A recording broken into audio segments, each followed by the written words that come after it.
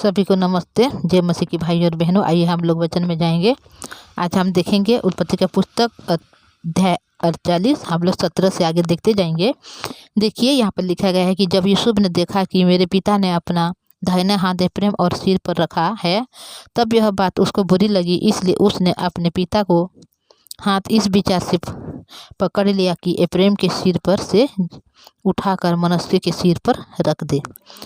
और यूसुफ ने अपने पिता से कहा, हे पिता, ऐसा नहीं, क्योंकि जेठा यही है, अपना दाहिना हाथ इससे सिर पर रख। उनके पिता ने कहा, नहीं नहीं, सुन हे मेरे पुत्र, मैं इस बात को भली भांति जानता हूँ। यद्यपि इससे भी मनुष्य की एक मंडली उत्पन्न होगी और वह भी महान हो जाएगा, तो भी इसका छोटा भाई उससे अधिक महान हो जाएगा और उसके वंश से बहुत सी जातियाँ निकलेगी। तो देखिए, जब हम देखते हैं भाई और बहनों कि उनके पिता जो यूसुफ का पिता जो इसराइल है, उसका मतलब ज़्यादा समय हो गया और बुढ़ापे में वो उसकी आँख भी नहीं दिख रहा है अभी। तो अभी यूसुफ क्या कर रहा है, अपने 2 बेटे को लेकर उनके साथ में जाकर रख रहा है, क्योंकि उनके पिता उनको आशीर्वाद दे सकें।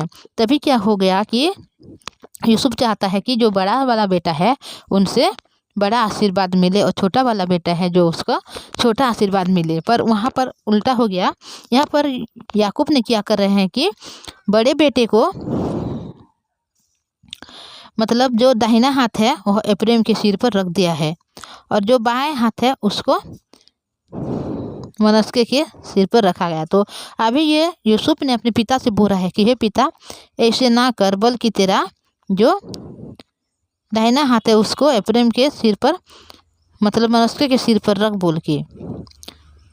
तभी वह हाथ को पकड़कर वह एप्रैम के सिर पे निकाल के मनश्शे के सिर पर रखने के लिए अभी बोला है। तभी यूसुफ ने अपने पिता से ये भी बोला कि हे पिता, ऐसा नहीं, क्योंकि जेठा यही है, अपना दाहिना हाथ इससे सिर पर रख। देखिए, यूसुफ चाहता है कि उनके पिता की जो दाहिना हाथ वह जेठा पुत्र के ऊपर में रहे। पर अभी यूसुफ मतलब याकूब ने ये बोला कि नहीं नहीं, हे मेरे पुत्र, मैं इससे बात को भली भांति जानती हूँ।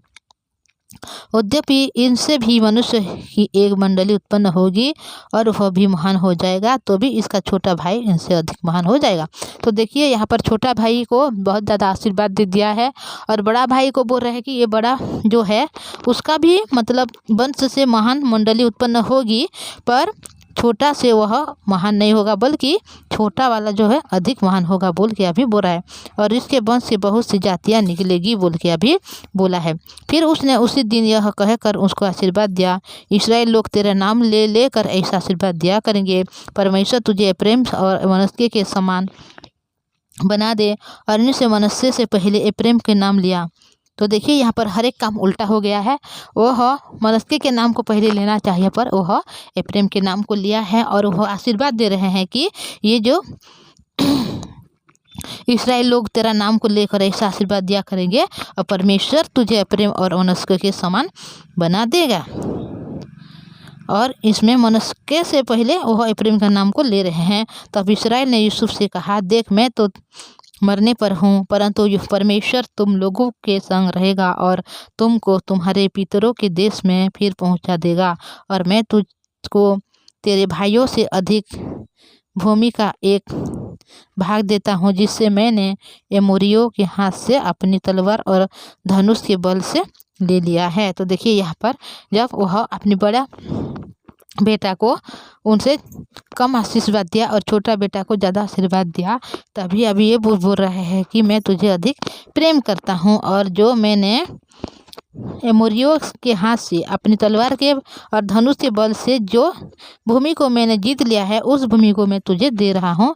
और देख, मैं मरने पर हूँ, परंतु परमेश्वर तुम लोगों के संग रहेंगे और तुमको तुम्हारे पितरों के देश से फिर पहुंचा देंगे। तो अभी मतलब याकूब का जो बहुत सारे शेष मतलब अंत का समय आ गया, और याकूब अभी अपने बेटे को आशीर्वाद दे रहे हैं और हर एक बातों में वह अनुग्रह को दे रहे हैं। जिस प्रकार परमेश्वर ने उनको अगुवाई करके उनको लाया था, उसी प्रकार यूसुफ को भी बोल रहे कि तेरे जो परमेश्वर है वह तेरे बाप दादी तेरे पितरों के देश में फिर तुझे पहुंचाएगा और तू यहाँ का महान होगा। और जब यहाँ पर क्या बोला है कि जब इस्राएली लोग तेरा नाम ले लेकर ऐसा आशीर्वाद दिया करेंगे और परमेश्वर तुझे एप्रैम और मनश्शे के समान बना दे, बोल के अभी उसके पिता जो याकूब है वह आशीर्वाद दे रहे हैं। तो इस वचन को जब हम देते हैं भाई और बहनों कि किस प्रकार परमेश्वर ने अब्राहम से वह प्रतिज्ञा की थी कि तेरे वंश के लोग, इसराइल के जितना भी लोग हैं उन सब क्या करेंगे, मिस्र में जाएंगे और वहाँ पर बंदी बनेंगे, उनका गुलामी करेंगे, बोल के परमेश्वर ने पहले से अब्राहम को बोल दिया था। और अभी देखो जितना भी मतलब अकाल के समय में इतना भयंकर अकाल हो गया, तो इसराइल लोग जितना भी कनान देश में थे, हर एक जो उनके जो वंश के लोग थे, हर एक लोग अभी आकर मिस्र में रह रहे हैं। और मिस्र देश में इतना मतलब जो फिरौन राजा है इतना बड़ा हो गया है कि उनके हर एक जो मिस्र देश में जितना भी लोग हैं, हर एक लोगों का जो भूमि है, सारे भूमि उनकी हो गई, जो उनके जो पशु है हर एक पशु उनके हो गई है। तो जो फिरौन राजा इतना बड़ा हो गया है, तो अभी क्या हो जाएगा हम लोग सभी देखेंगे भाई और बहनों। क्या उनके हृदय में मतलब वह ऊंचा हो जाएगा उनका हृदय, क्या इसराइल लोगों को वह उस अनुग्रह से रखेगा जिस प्रकार पहले उन लोग आए थे उसी प्रकार रखेगा क्या, या उनके मन में और क्या होगा, हर एक बात को हम लोग धीरे धीरे करके देखेंगे। तो मैं इतना बोलूँगी भाई और बहनों, हम लोग हर एक वचन को देखेंगे धीरे धीरे करके, क्योंकि ये हमारा नहीं बल्कि परमेश्वर का वचन है। और परमेश्वर अपने वचन के द्वारा हम मनुष्य को, सारे मनुष्य को, अपने हृदय को बताना चाहते हैं कि परमेश्वर हमारे लिए क्या क्या क्या है और कितना प्रेम करते हैं परमेश्वर ने हमें। तो उसी बात को हमारे जो वचन में देखते हैं। तो हर एक बात, ये यूसुफ की कहानी नहीं है या याकूब की कहानी नहीं है भाई और बहनों, ये हमारे जो मनुष्य हम वचन सुन रहे हर एक की कहानी है कि हम जीवन में हम लोग कुछ नहीं पा सकते हैं अगर दुख में है, परेशानी में है, समस्या में है। तो उसी समय अगर परमेश्वर की वचन को हम सुनते हैं, परमेश्वर के सम्मुख आकर अगर हम प्रार्थना करते हैं, तो उसी समय हम उस खुशी को पाते हैं, उस आशा को पाते हैं जो हमारे हृदय से हमेशा हमेशा के लिए गायब हो के रहता था।